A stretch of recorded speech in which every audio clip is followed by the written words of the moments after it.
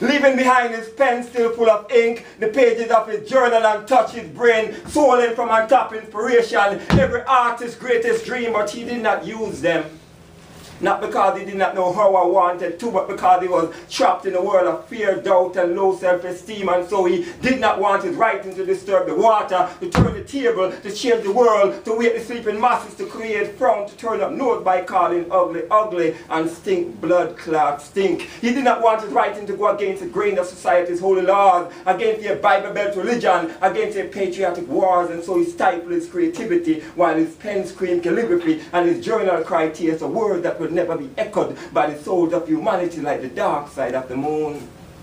I see a poet die today, and sadly no one will remember his name like Hughes, Yates, or Garvey.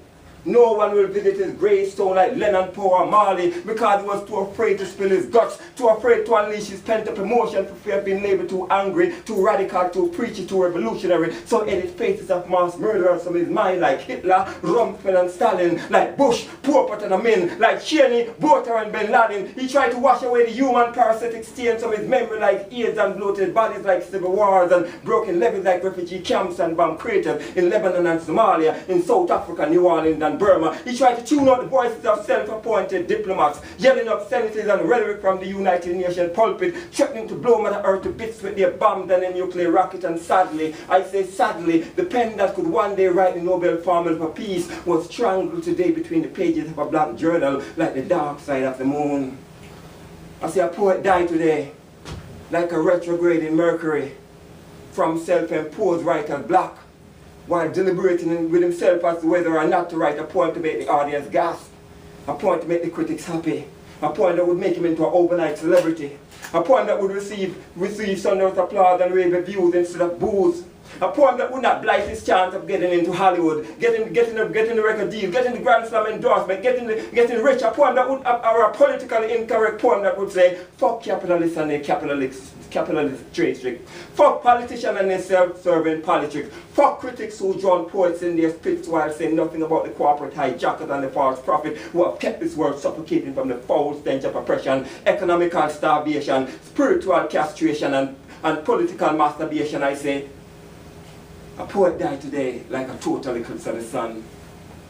A poet died today as the color of fear went from black and white to yellow and orange, sending a mystical Ukrainian-style revolution blowing through the wind, leaving pigeons and squirrels looking for a place to hide from the invasion of gated saffron, while the blood and the crypt stood together in momentary silence, watching as the archangel Tuki yield up his life to pay for his sins, after losing the battle to rewrite the environment that had molded him, in a place where strange enigma bubbles in the heat of war, by political thugs acting like sanctified crusaders, while carving a nation up into turf colors, pitting red states against blue states, leaving liberals march with picket signs crying, the world is on fire, and conservative toting Bibles, quoting scriptures, hollering back, we don't need no water, let the motherfucker burn. Burn Afghanistan, burn. Burn in the name of our sweet loving Jesus, burn. Burn Iraq, burn. Burn in the name of the $1 trillion God that we serve, burn. Burn like the dark side of the moon, burn. I see a poet die today, like a downgraded Pluto. Yet his pen revealed nothing about his life story. His journal bear no testimony about the events that took place around him in history, like killer earthquake, hurricane, typhoon, and monster tsunami.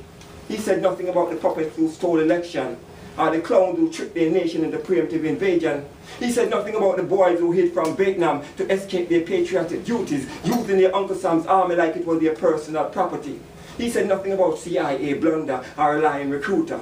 He said nothing about the young misguided soldier, itching ride on the back of a desert-painted Hummer, seeking a GI Bill, seeking some adventure, trying to escape this world, trying to escape the hard-knock ghettos of the blue state and the futureless wilderness of the red state, coming home in wheelchair, body bags, handcuff and straight jacket, victims of governmental warmonger, and equally young, misguided jihad warrior, armed with visions of paradise full of virgin in the hereafter, have blown away infidel and their evil empire, back before they were encoded in their forefathers' sperm. Back before the great Satan made the Islamic stomach turns. Now, in the name of Allah, they burn, leaving mothers, wives, and lovers crying, when will they ever learn? In the name of Muhammad, they burn. In the name of Muhammad, they burn, leaving babies singing songs of lamentation in tunes of despair and gloom about suicidal bombs and martyrdom tomb that will never bring light back to the dark side of the crescent moon. I say a poet died today like the total eclipse of the sun. Come on, sad.